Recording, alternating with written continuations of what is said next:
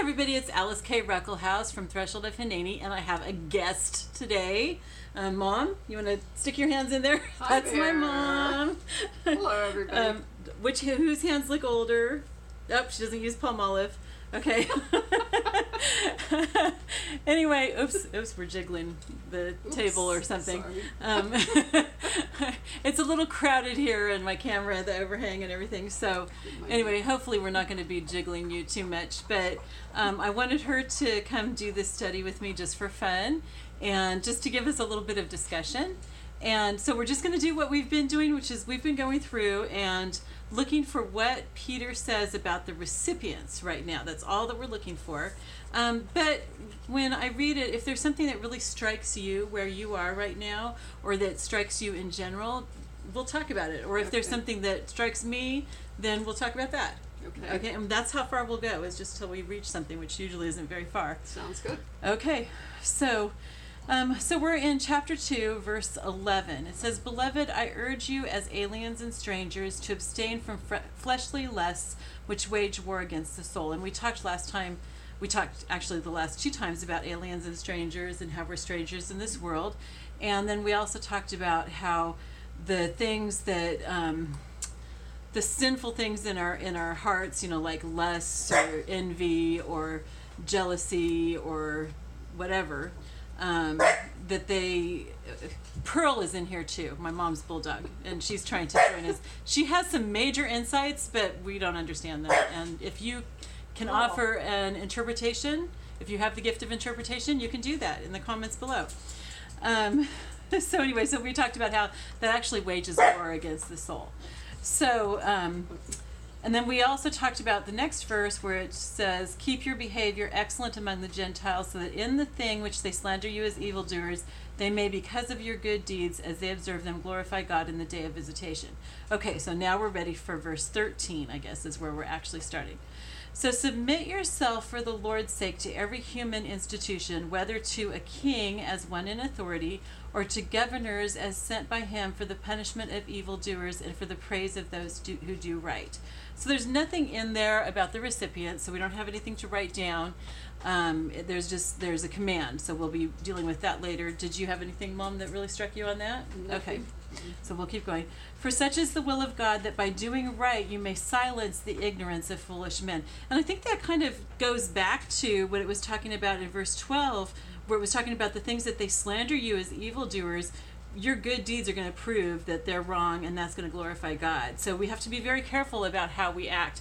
And I guess I do kind of have something to say about that, and that's, we need to take seriously the laws of our land, and that includes things like speed limits and stuff. That's one of those areas that it's like we've gotten to where, I remember at one church that I was at, everybody was talking about their cop detectors, and it was just like, okay, so obviously you're speeding or doing something that you shouldn't be doing, and it's like, is that really a good witness?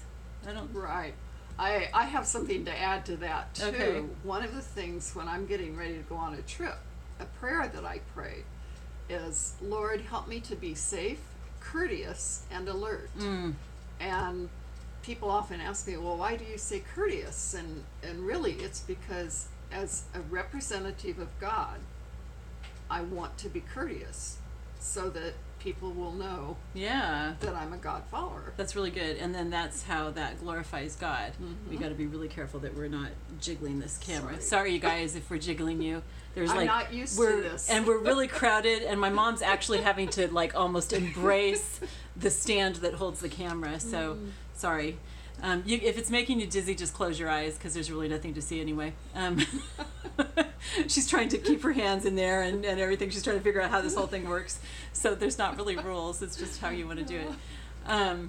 Anyway, yeah, those are really, really good points. And by the way, my mom's on a prayer walk. She walked across the U.S. once in 2003 through 2004. She's also walked the whole West Coast, the whole East Coast, and now she's trying to walk in every state that she hadn't walked in before and prayer walk. So that's kind of fun, and that's going to take probably 5 years total or something. Yeah, something like a long that. time.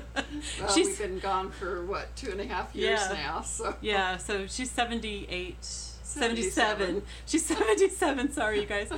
And yeah. So, but they came after Bill died to come help me out. So they're here for another 3 weeks, I think. Something so, like that, yeah, yeah. something like that.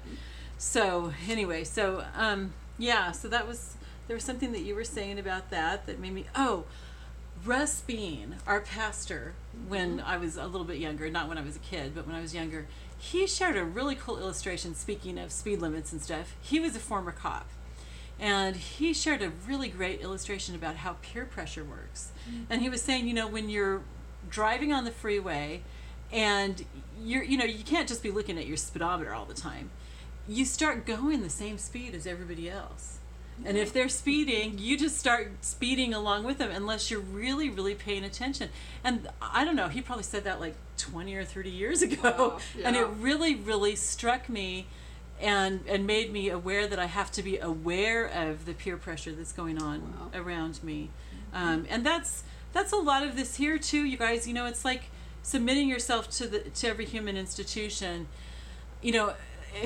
And again, like I've said before, we have to take this in the context of all of Scripture. In Acts, it says we have to obey God rather than men. So where, like if the governing authorities tell us that, you can't go to church, or you can't be a Christian, then, God's authority supersedes that. But if they're telling you that you shouldn't go over 55 or 65 or whatever the speed limit is, there's nothing in the Bible that says thou shalt go 75 miles an hour. So we have no authority to exceed that speed. We should be obeying the laws of the land. And that's kind of, where this whole peer pressure thing comes in that I was starting to talk about. Sorry, I kind of lose my train of thought. There's a lot of pressure in churches, I think, to disobey.